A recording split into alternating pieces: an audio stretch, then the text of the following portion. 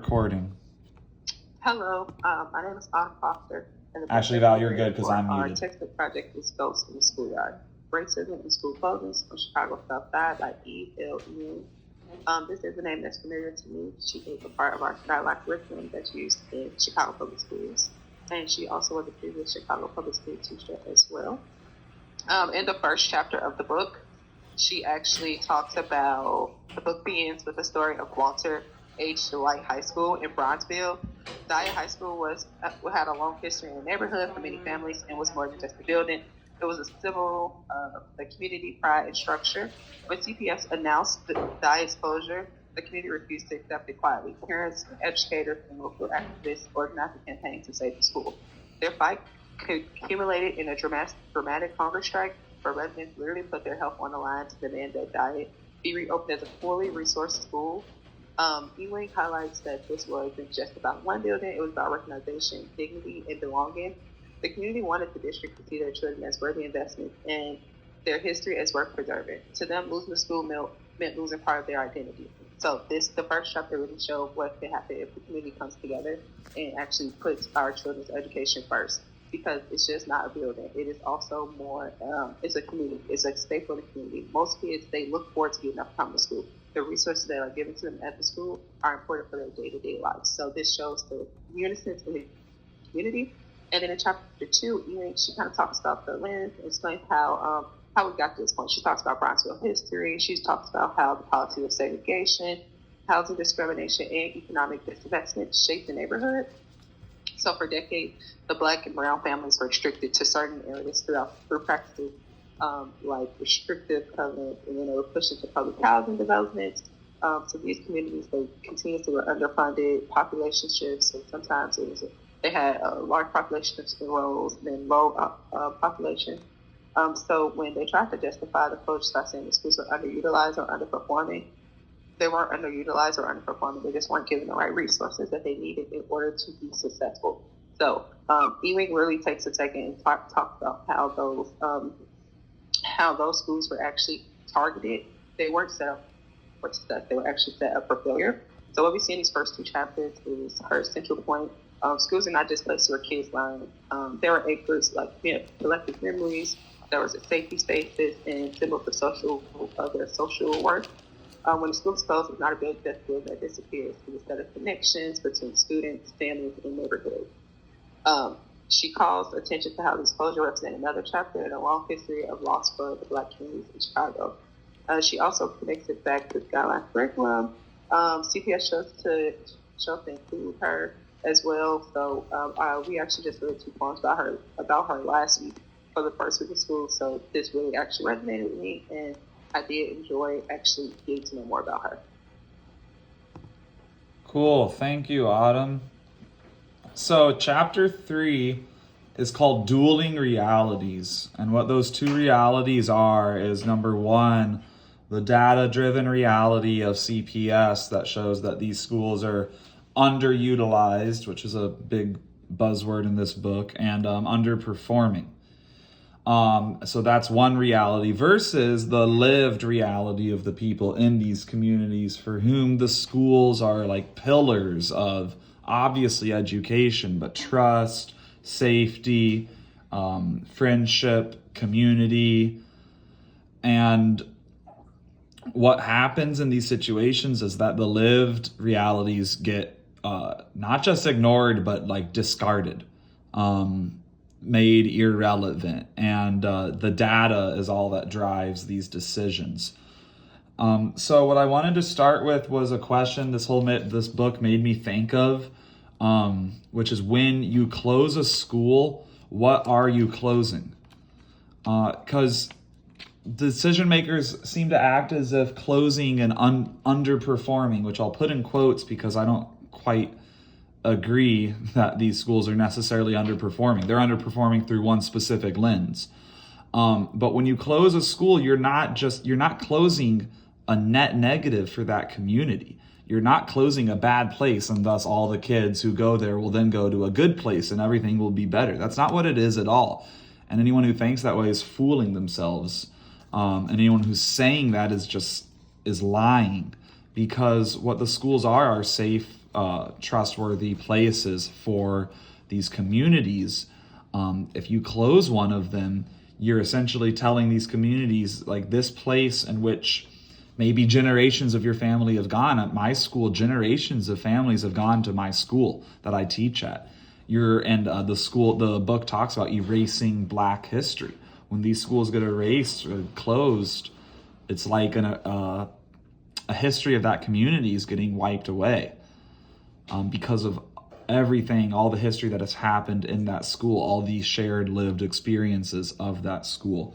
So I wanted to read a bit of an excerpt of a quote from this CPS portfolio planner who spoke at a meeting, some sort of town hall regarding the closures. And I'll just speak on it briefly because I think you'll see how these decision makers aren't making like human decisions. Here's what she said. And this is justification for closing the schools. To understand the enrollment efficiency range of a facility, Chicago Public Schools utilizes its space utilization standards, which are located in your binder at tab 14. The enrollment efficiency range is plus or minus 20% of the facility's ideal enrollment. For elementary school buildings, the ideal enrollment is defined as the number of allotted homerooms multiplied by 30. The number of allotted homerooms is approximately 76 to 77% of the total classrooms available.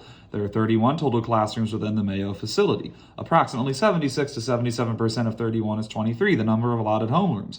23 multiplied by 30 yields the ideal enrollment of the facility, which is 690. As such, the enrollment efficiency range of the Mayo facility is between 552 and 828 students. As I stated, the enrollment of Mayo as of the 20th day of attendance for the 2012-2013 school year is 408. This number is below the enrollment efficiency range, and thus the school is underutilized. There's that word, underutilized. So this seems to me like decision makers just looking for reasons to close schools that for whatever reason they think are bad on their record. Bad look for CPS due to likely low standardized test scores. And of course this low enrollment. But what struck me here was that they're totally disregarding the 408 students who are going there regularly for 7-8 hours a day to get 1 or 2 meals a day, to socialize, to learn, to grow.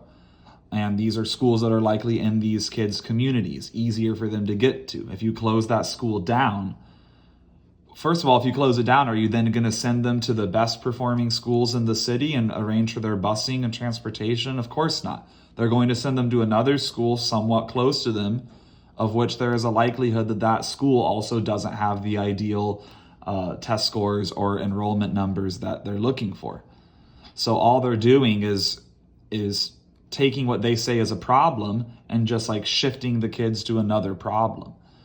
There's no actual rehabilitation of the schools that's going on. It's just erasure of the schools. And so what this made me think of is that data isn't human. There's nothing human about data, yet schools are human facilities. Learning is a human endeavor. Community is built around humans. So these numbers are also born out of, like, let's call it how it is, like a systemic racist approach to education.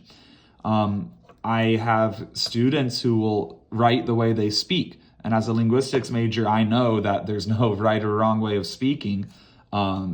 Every different method of communication, every different language is its own language, and there's no right or wrong or no value to be assigned.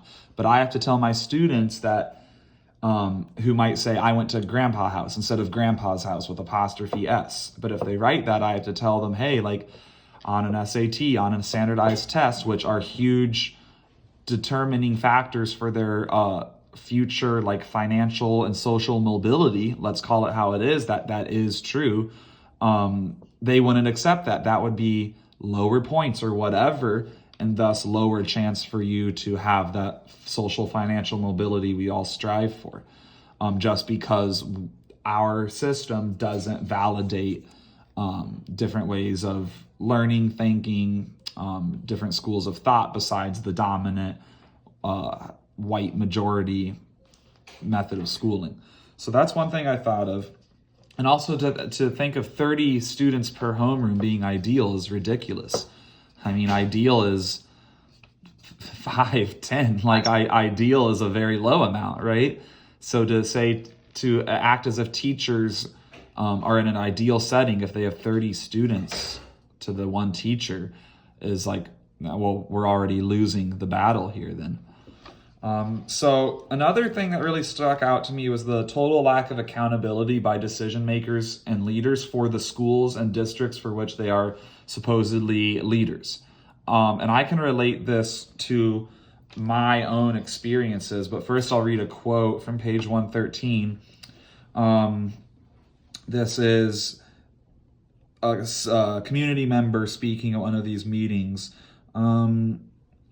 Though I am not a rocket scientist, I am wise enough to see that no serious thought was put into place by your staff when the decision was made for the improvement of my children's education.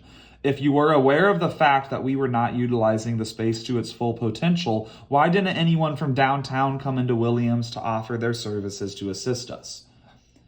No leaders came to try to improve the school, to try to fix these problems, to try to help kids, which everyone says is the point of education, yet it seems like not everyone actually acts. But this reminded me, I've been observed by my principal, I think 3 times last year, and never by anyone else besides a teacher mentor who came in for a little bit, who's a teacher at that school. No network member, no CPS employee, no, not at all. Never. So if they're telling you that they have like real insight or real qualitative insight to the runnings of these schools, it's just a lie, because I know that my other teachers were not getting observed by people in the network. And then one more thing, we're at 12 minutes. I just want to add one thing. Yeah, add it, Autumn. I just wanted to point out, just like how Matt said, I don't think that the data is skewed at all, because it's kind of like they use the data when it is beneficial for them. Because when you look at the schools that were closed down, 88% were Black, 90% of those schools were majority Black, and 71% mostly had Black teachers.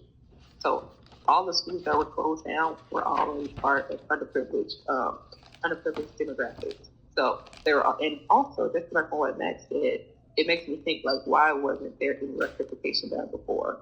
What other ideas do you have besides just closing the schools? Was it not, let's find out some progress plans, let's figure out where the students are lacking, instead of the first thing we think is just close the schools and not even bust the students off like Max said, because now their parents are responsible for finding them a way to school, and some of them don't have cars or can't afford a bus fare. Yeah. So they're creating more problems for them. Well, I just think of my school, there are so many kids who walk because they live so close. So let's say my school, which is failing in terms of test scores, like the majority of our students are at least 2 grades behind, according to test scores. My enrollment numbers at my school are like, we're probably close to underutilized, whatever that means. But if my school were to be closed, I think of the hundreds of students and families that are then scrambling and whose lives are now even more difficult. So Autumn, I thought we have a few minutes, but we could talk real quick. I saw so many things that remind me of my school. And it's just like, our schools aren't getting closed, at least this year. This was only 12 years ago. We have no school closings now, but we have school underfunding, like school erasure in a way. Like right now, my school, they have told us our network can't afford paper towels. We have no paper towels. No paper towels. So it's either the teachers and the students provide paper towels, or we just use hand sanitizer provided by us, because kids can't get soap in their hands wet because they don't have any way to dry except their pants. They told us there's no money in the budget for paper towels. That's a joke. That there's money for paper towels. I guarantee you Lincoln Park, Lakeview, River North schools have paper towels. There's barely ever soap even. There's often no soap. My floors on our 3rd floor at least have not been swept once this year because of custodial staff shortages. So teachers are sweeping their own floors or having kids sweep them. And this just reminds me, like, people respond to the care they're given. If you walk into a place that's a dump, you're not going to feel bad throwing a piece of trash on the ground because, hey, it's already a dump. If you go to a school and there's no resources and there's not enough staff, the kids will pick up on that and they will treat it accordingly. They will treat it the way that school's funding deserves for them to treat it, which isn't very well. My school's been embarrassing me this year, so I just wanted to say all that. But also my school is, and I shouldn't say my school's embarrassing me, the CPS. Because another thing is these kids have no arts education. We don't have any instruments in the school. We don't have like a music class. There's not a traditional art class at all. They go to Spanish like a few times a year. Like foreign language isn't a daily thing. Gym is not a daily thing. So there hasn't been a dance teacher, and dance is supposed to be a class. There hasn't been a dance teacher these first few weeks. So the kids who are supposed to be in dance are now getting robbed of a class and are just sitting in a classroom doing whatever. So it's just all these contradictions and hypocrisies really obviously get me going. And this book made me think of a lot of them.